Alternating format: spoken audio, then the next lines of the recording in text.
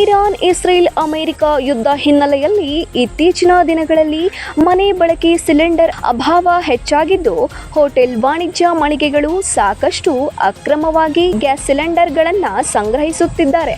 ಅಂತಹವರ ಮೇಲೆ ಕಾನೂನು ಕ್ರಮ ಜರುಗಿಸಲಾಗುತ್ತದೆಂದು ಜಂಟಿ ನಿರ್ದೇಶಕರಾದ ವಿನೋದ್ ಕುಮಾರ್ ಅವರು ಎಚ್ಚರಿಕೆ ನೀಡಿದರು. ಈಗ ನೋಡ್ರಿ, ಇಂಡೆಂಟ್ ನಮಗೆ ಬರ್ತಾ ಇದೆ ರೀ, ರಿಕ್ವೆಸ್ಟ್ ಬರ್ತಾ ಇದೆ.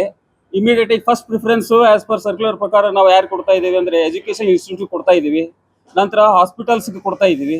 ಸೊ ಅವರು ಕೊಟ್ಟು ನೆಕ್ಸ್ಟ್ ಕಮರ್ಷಿಯಲ್ ಹೋಟೆಲ್ಸ್ಗೂ ಕೂಡ ಸಪ್ಲೈ ಆಗ್ತಾ ಇದ್ದಾರೆ ಸ್ಲೋ ಆಗಿ. ಅವರು ಇಂಡೆಂಟ್ ಈಗ 20% ಅಷ್ಟೇ ಸೇಲ್ ಅವ್ರು ಕೊಡ್ತಾ ಇದೀವಿ ನಾವು. ಮುಂಚೆ ಅವರು 100% ಇತ್ತಂದ್ರೆ ಅದ್ರ 20% ಕೊಡ್ತಾ ಇದೀವಿ ಸೇಲ್ಸ್. ಗೃಹ ಬಳಕೆ ಸಿಲಿಂಡರ್, ಆಸ್ಪತ್ರೆ ಮತ್ತು ಎಮರ್ಜೆನ್ಸಿಗೆ ಮೊದಲು ಆದ್ಯತೆ ನೀಡಲಾಗುತ್ತದೆ. ಇನ್ನು ಸಾರ್ವಜನಿಕರು ಗ್ಯಾಸ್ ಏಜೆನ್ಸಿ ಮುಂದೆ ಕ್ಯೂ ನಿಂತುಕೊಂಡು ಬೇಸತ್ತುಕೊಂಡಿದ್ದಾರೆ. ಕಮರ್ಷಿಯಲ್ ಗ್ಯಾಸು ಸ್ವಲ್ಪ ಮಟ್ಟಿಗೆ ಅಭಾವ ಇದೆ ಎಂದರು.